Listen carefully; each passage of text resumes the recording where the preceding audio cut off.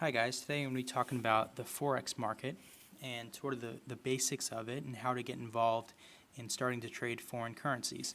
So the first thing I would like to suggest is that you open up a practice account.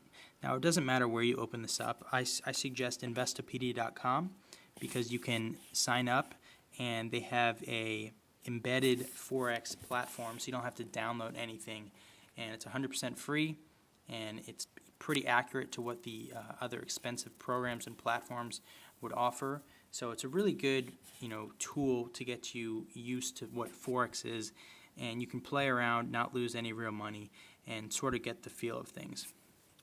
So once you get on here, you obviously see all the currency pairs on the left side, and you see a graph of whatever currency you pick.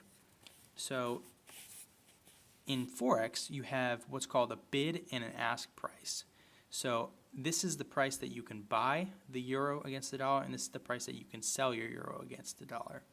And so depending on what you are speculating that the market is going to do, depends on which trade you want to make. So let's open up a better chart here that's from dailyforex.com. You can get this for free as well.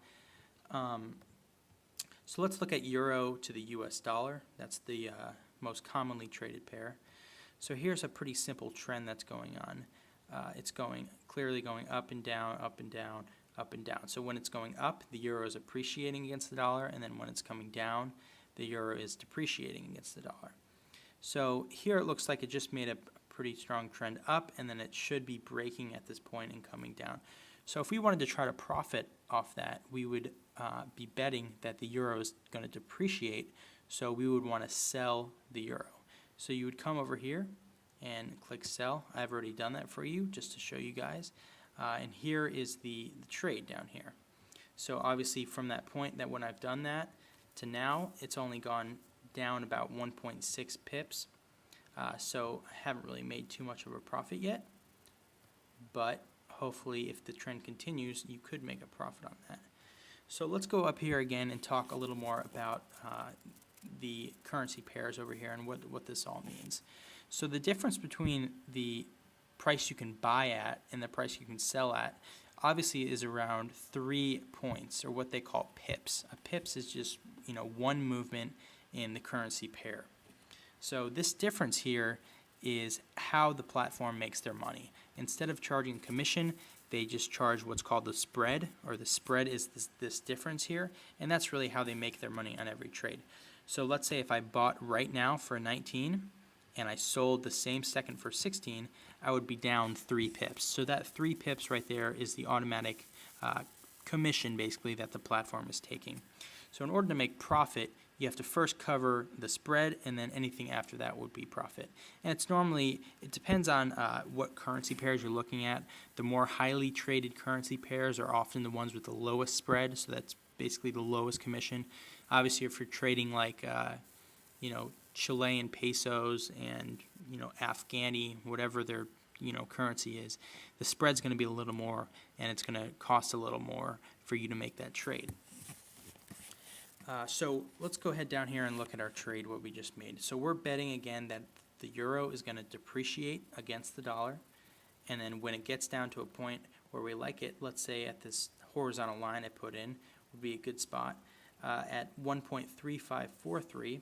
So when it gets down to there, we'd be hoping to buy back that currency, and then the difference in the exchange rates is where we made our profit. So let's say we didn't have time to sit around here and we wanted to make sure that trade got met if it ever went down there. You can go ahead and put in what's called a take profit or a limit order. You can also do that for downside protection as well. So let's say I was wrong about the speculation and that instead it made a strong uptrend from there and started a new trend. I could put in, let's say, I'll put in a line right. Oh, sorry, wrong one. I could add in what's called a stop loss, where basically it would stop you before you lost too much money. So we'll go ahead and put in both of those just in case and see what happens. So first let's put in our take profit or our limit order. So 1.3543, that's where we're hoping it would go. So the currency go in here, down here, and we're going to add a condition. So we're going to do take profit and a stop loss. So what we wanted at our take profit was 1.3543. So let's go ahead, 1.3543. And the stop loss was up at 1.3632. 1.3632.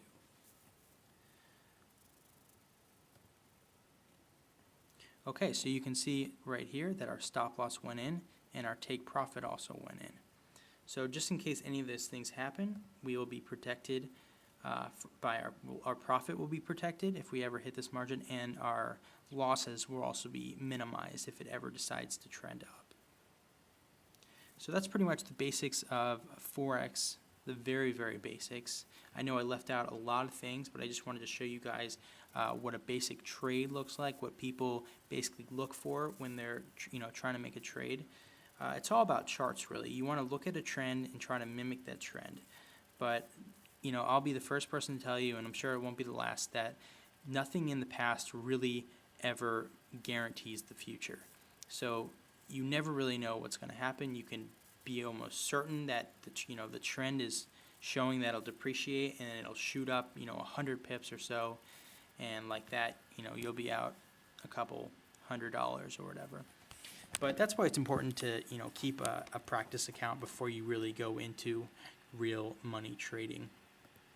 I also would advise you to keep your leverage low if you ever really do start trading real money in the Forex. What that means for you people that don't have a business background is leverage is basically the amount of money you can borrow based on the money you have. So here it looks like my leverage is 20 to 1. So for every dollar I put in, or obviously this is fake, but if it was real, for every $1 I put in, I could borrow up to $20 to trade with that. And that's sort of where people get into trouble with Forex, is that some platforms allow 100 to 1, allow 100 to 1 leverage on your trades. So if you only have $1,000, you can trade up to $100,000 in currencies, which, if you're borrowing more money, your gains are going to be obviously exaggerated, but so are your losses. So any small, decline in the market could cause you to lose that $1,000 like that. And that's where the rumors really come from. So as long as you, keep your leverage low and only make small trades and practice on your practice account before you really start doing this, you should be fine. You won't lose, a dramatic amount of money unless, like I said, you're being stupid with the amount of money you're trading. So let's see how this trade is working out here. Oh, it hit something. So obviously let's see if you go to close trades. So it either hit our stop loss or it hit our take profit. So it looks like it hit our stop loss. So it started to trend up. Let's look at our bigger graph here. Yep, see, it's trended up a little bit. I bought it about here, and obviously this one barely hit right here. It hit our stop loss. So it bought back our currency before we could lose any more amount of money. So it looks like we lost about 11 pips on that trade, or 12 cents, because we were only trading $100 or 100 units of this currency. But pretty much that's it. If you guys have any questions, I'd like you to put it in the comments.